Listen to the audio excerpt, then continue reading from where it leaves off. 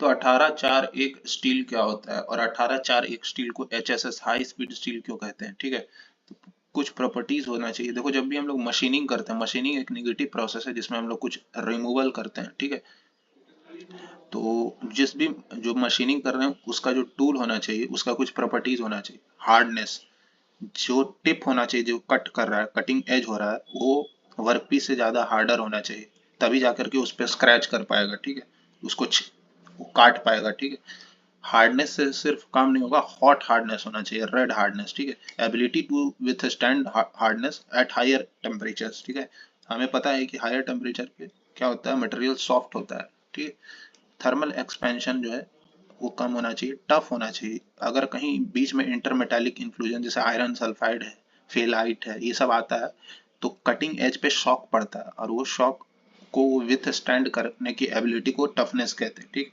Thermal conductivity ठीक ठाक होना चाहिए। ये सब हम लोग इनिशियल स्टेज में हाई कार्बन स्टील यूज करते थे, ठीक है, जिसका वीकर हार्डनेस जो होता है 750 होता था, ठीक है।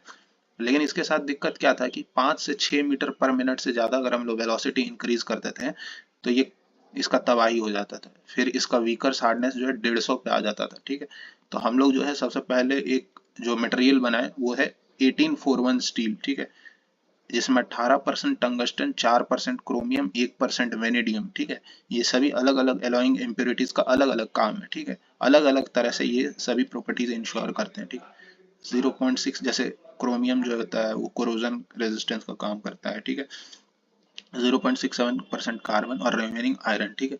25% एलॉय। लेकिन इसमें एक दिक्कत हो गया, स्टिल बहुत अच्छा था, लेकिन इसमें दिक्कत एक था कि 25% एलॉइंग करना हमारे लिए थोड़ा सा टिपिकल हो जाता है, ठीक है। 25% हम प्योर मेटल में हम लोग एलॉइंग कर रहे हैं, मतलब उसमें इम्प्योरिटीज को ठूस रहे हैं, ठीक है। तो वो थोड़ा सा टिपिकल हो जाता है, तो इसमें हम लोग एलॉइंग इम्प्योरिटी थोड़ा कम करना चाहते थे। तो फिर फर्दर ये टी सीरीज और एम सीरीज में बट गया। जो काम 4 टंगस्टन मिलकर करता है वो एक मोलिब्डेनम मिलकर कर देता था, ठीक है।